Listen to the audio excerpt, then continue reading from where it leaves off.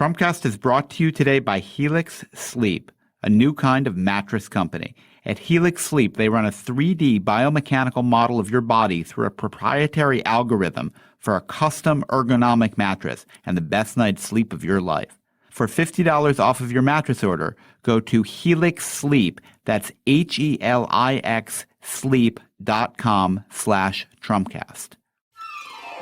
You retweeted an unflattering picture of her next to a picture of your wife. I didn't start it. Oh, but that's, I didn't start sir, it. with all due respect, that's the argument of a 5-year-old. Anytime he gets upset, anytime he gets threatened, anytime he gets scared, he begins yelling, he begins often cursing.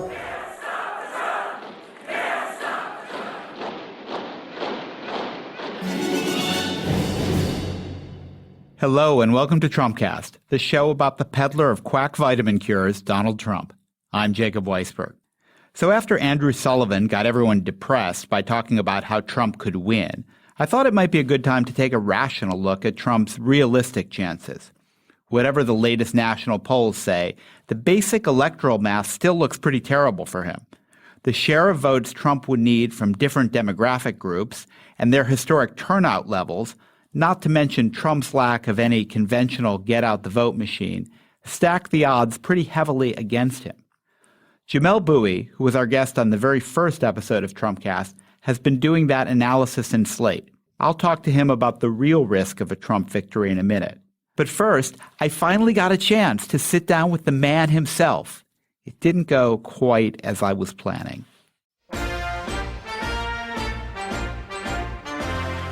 Wow, I'm here with Donald Trump. Mr. Trump, welcome to Trumpcast. It's absolutely fantastic to have me on your show.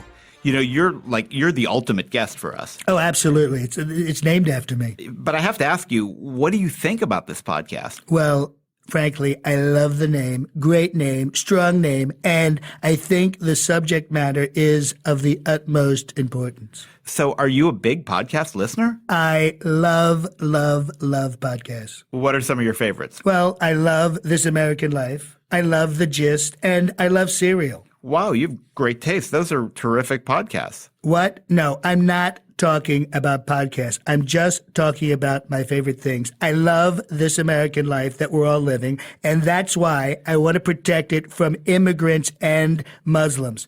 I love The Gist.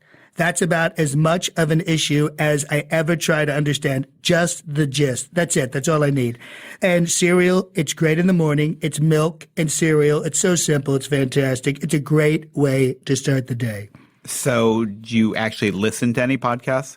I can't do earbuds. I'm a raging germaphobe. I don't want to put anything in my ears, so I have to listen on big headphones. Beats by Dr. Dre. Have you heard these things? Yes, I've heard of Beats by Dr. Dre. Listen, this is amazing. They cost $14 to make. He charges $300 just to have his name on them. I mean, I have to tell you something. That's brilliant. That's what America is all about. Mr. Trump, do you even know what this podcast is about? Sure. Trumpcast. What could be better? We're going to take what I've done for stakes and universities, and we're going to do it for podcasts. It's going to be terrific. I just have to tell you. Mr. Trump, this isn't your podcast. You don't own this podcast. I don't?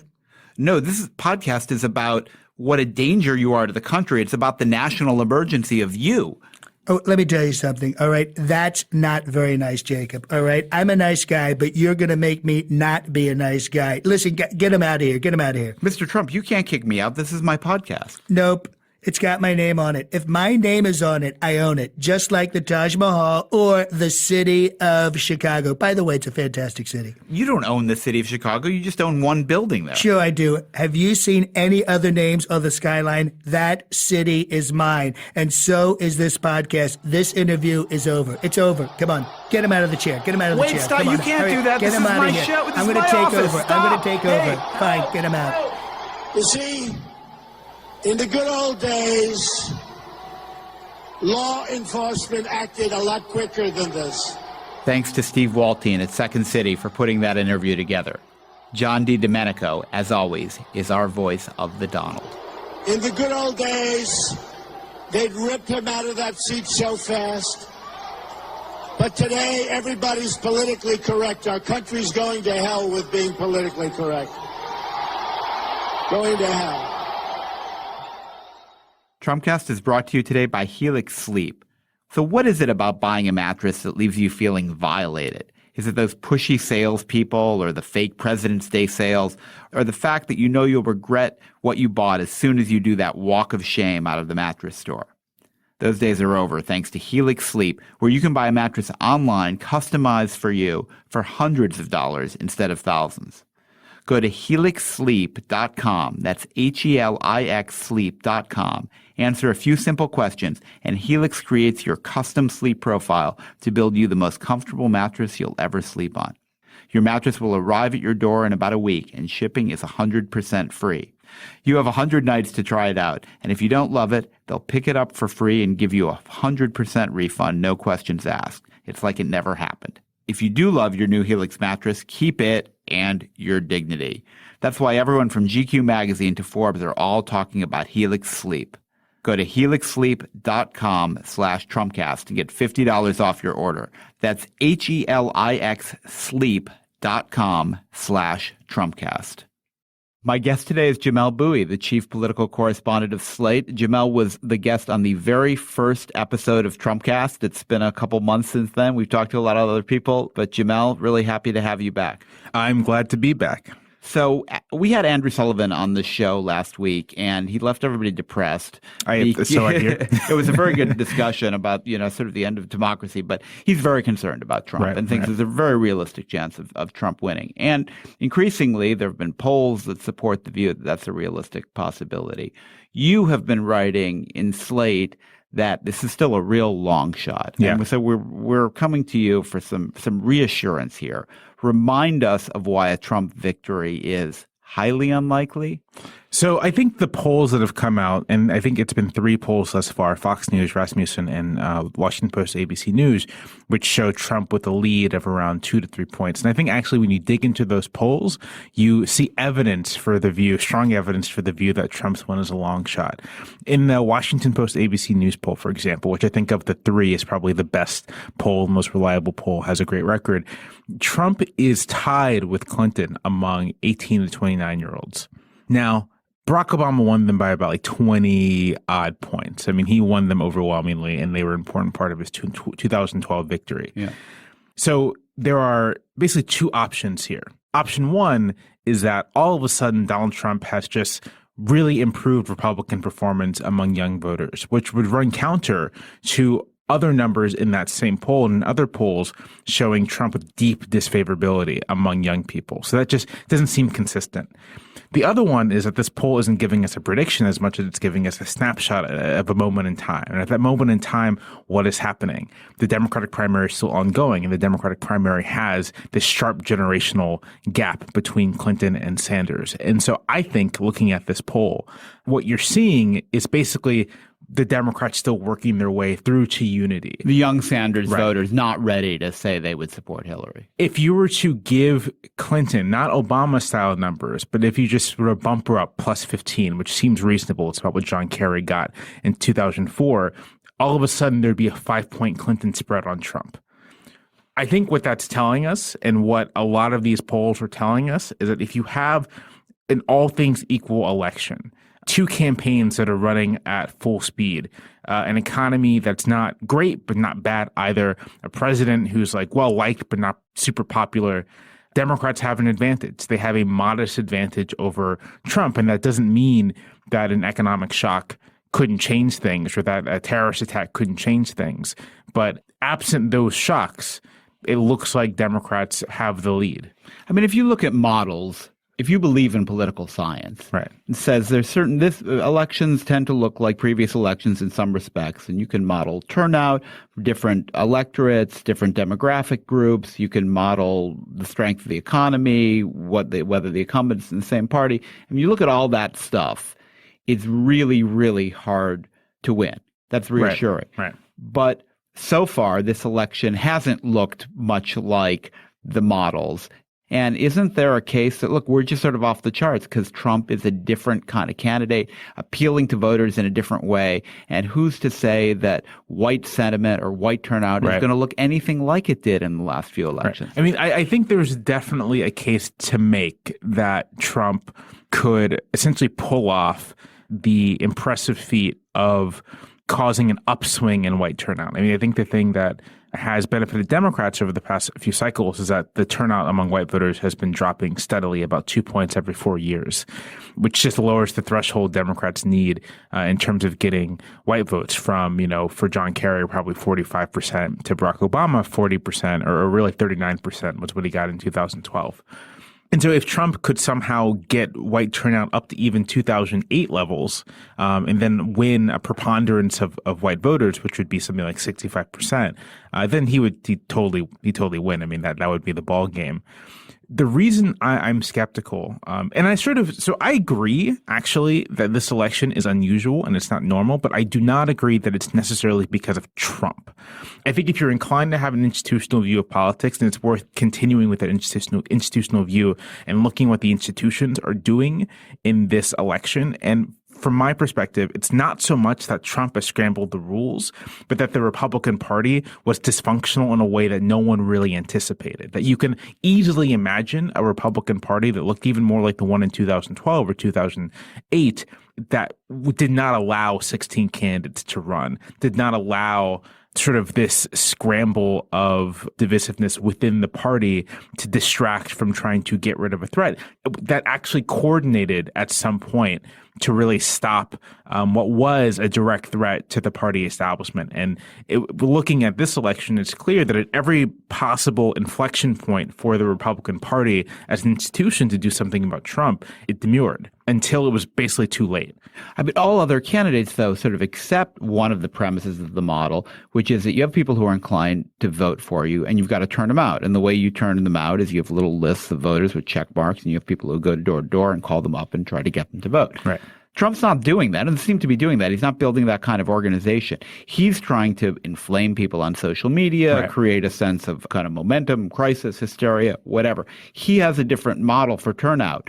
How do we know how that's going to work? So you look at the Republican primary and you look at the number of people who voted for Trump, which at this point is like 11 million people, give or take. I don't have the exact number with me at this point, but it's basically like 11 million people. 11 million people is, off the top of my head, is like 6% of people who voted in the 2012 election. It's something like it's like 4 or 5% of all registered voters. It's a very tiny number of people who vote. And I think the critical point is that these are people who typically vote. And there's evidence to suggest that insofar that Trump has generated new turnout in the Republican primary, it's among Republican presidential voters, people who vote in generals, who hadn't voted in primaries before. So it's still basically the same pool of people who vote and people who are highly partisan and who are highly enthusiastic to participate in politics. It's easy, relatively easy, to turn those people out in a primary because primaries are basically designed to get those people to the polls. And this is something I feel like here's a point where this is like my hot take.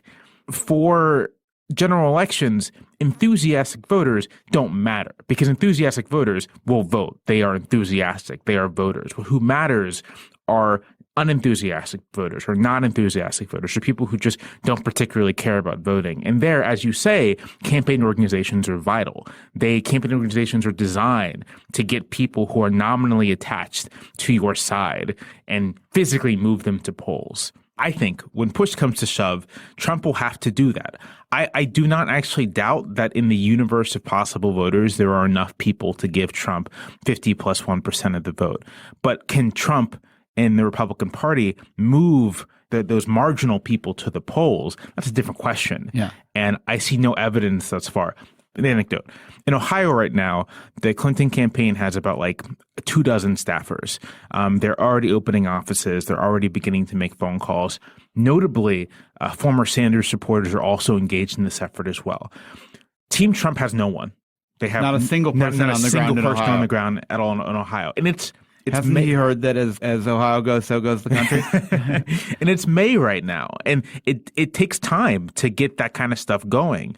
If it's August and Trump Ohio is still threadbare, I think that tells you something really important about the Trump campaign ability to really translate any enthusiasm it might have or any support it might have into actual physical votes. But don't you think just at a gut hot take level that Ohio is a place Trump could win? I mean, this sort of Rust Belt state with all of these industrial workers who've been suffering from deindustrialization and all the trends he's talking about and are anti-trade and haven't had any candidate they've responded to really in the last several elections. Trump's sort of out there. Couldn't he just, I mean, at an intuitive level, he could win Ohio. He could win Pennsylvania. He could win Florida. I'm not saying he couldn't win them. Yeah. I'm saying that to win them, it's not like step one, have message, step three, win, right? There's like this whole step two thing that's really important. That he's not so hot on. He's not so hot on step two. And I think, I mean, it's worth to use Ohio and Pennsylvania as examples. Barack Obama won both states basically on the strength of his support among African-American voters, who are voters who disproportionately face a lot of the bad economic conditions that these white workers that Trump is appealing to have. And they're disproportionately poorer, and they're disproportionately less likely to have access to sort of mainstream life. But somehow the Obama campaign was able to turn those people who demographically really are non-voters, people of economic disadvantage, tend not to vote. He turned them into voters. And I think that gives us a glimpse into how important campaign organizations are and how important it is to have sort of basically civic organizations that mediate politics for people. Black voters have that more than most just in the form of church. Black voters are highly religious compared to the typical American. So in Ohio, let's say there's a pool of people large enough to give Trump an unambiguous win in the state, or even, 50.1% of the vote. And let's say that some number of those, 5% of that 50.1%, are demographically non-voters. That in order to actually get them to the polls, you have to invest more energy than you would normally do. Democrats have an assist among their pool of non-voters that there are all these other institutions helping them out to do the same. That doesn't really exist for this group. The decline of unions, the decline of church attendance among whites sort of have disconnected these people from civil society more broadly. So it really is up to the campaigns to do it.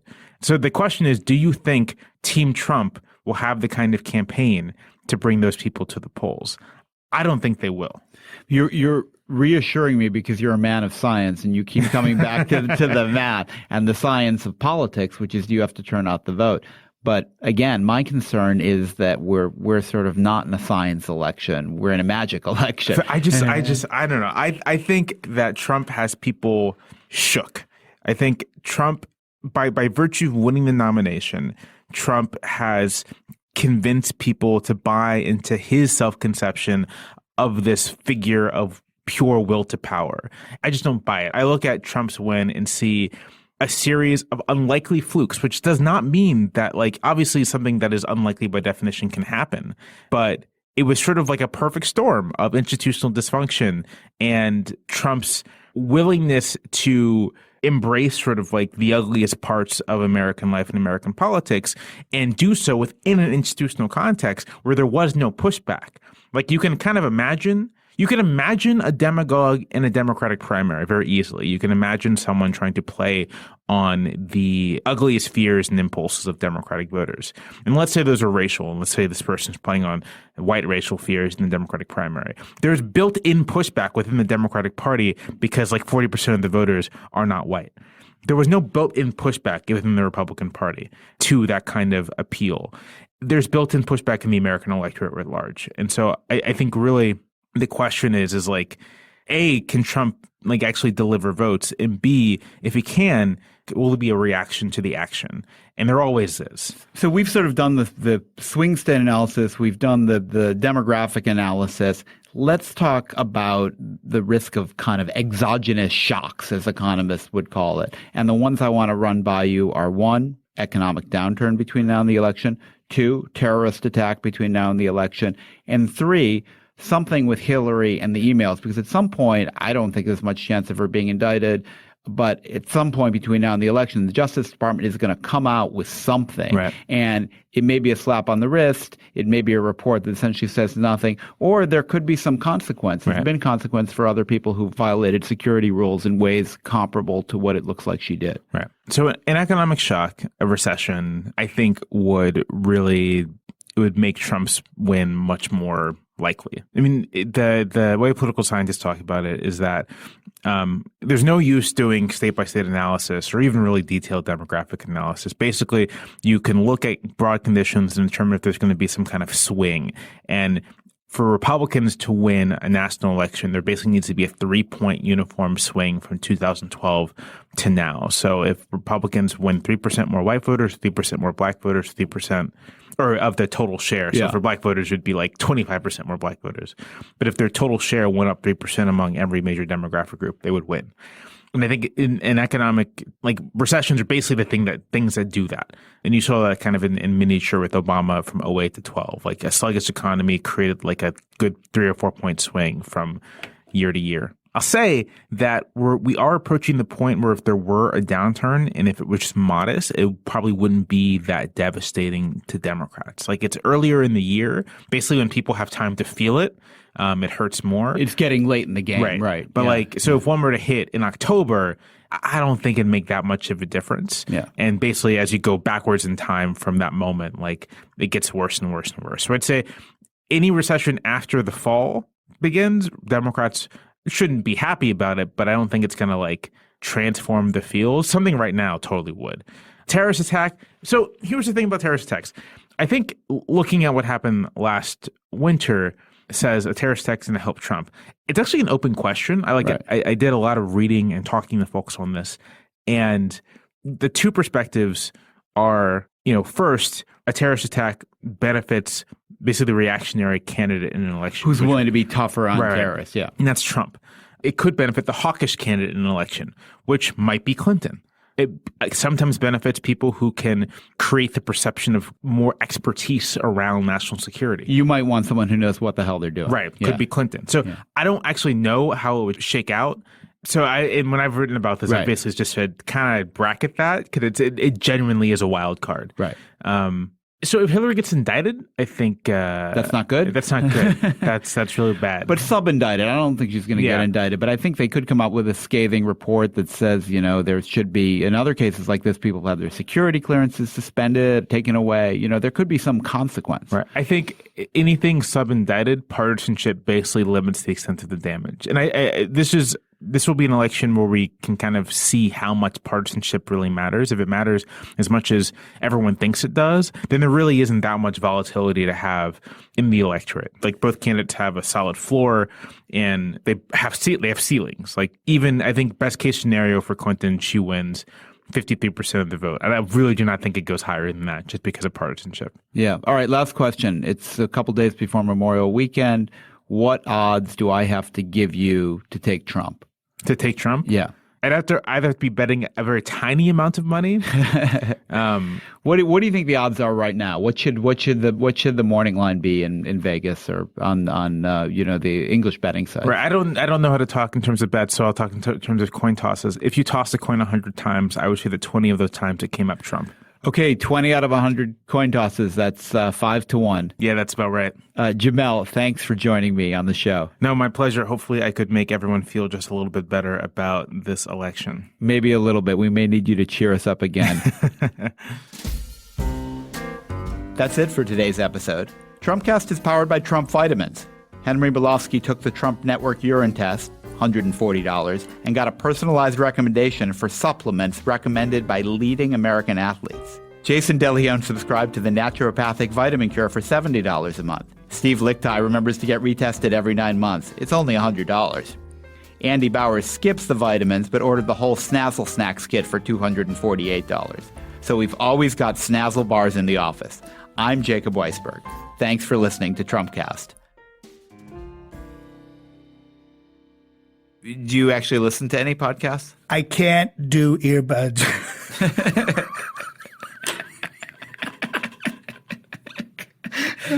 That's something you would say. I can't do earbuds. I'm a raging germaphobe. I won't put anything in my ears. In every city, she encouraged them to enjoy what she called the cheerful hurly-burly of city life. In every town. And now we've just been around long enough, and the town looks so much better. There are people who want to change things. And I thought, oh my gosh, that is so cool. Why can't we do that in my community and other communities everywhere? To make them better. My point to them is it can be better. It can be better than that. It'll be different. Or to protect things from getting worse. If you're a responsible person, you have to oppose things that are dumped right on your neighborhood, right in an area that you know about. I'm Rebecca Shear, inviting you to check out Placemakers, the podcast from Slate Magazine about the spaces we inhabit and the people who shape them. Subscribe now to Placemakers. You'll never look at your community the same way again.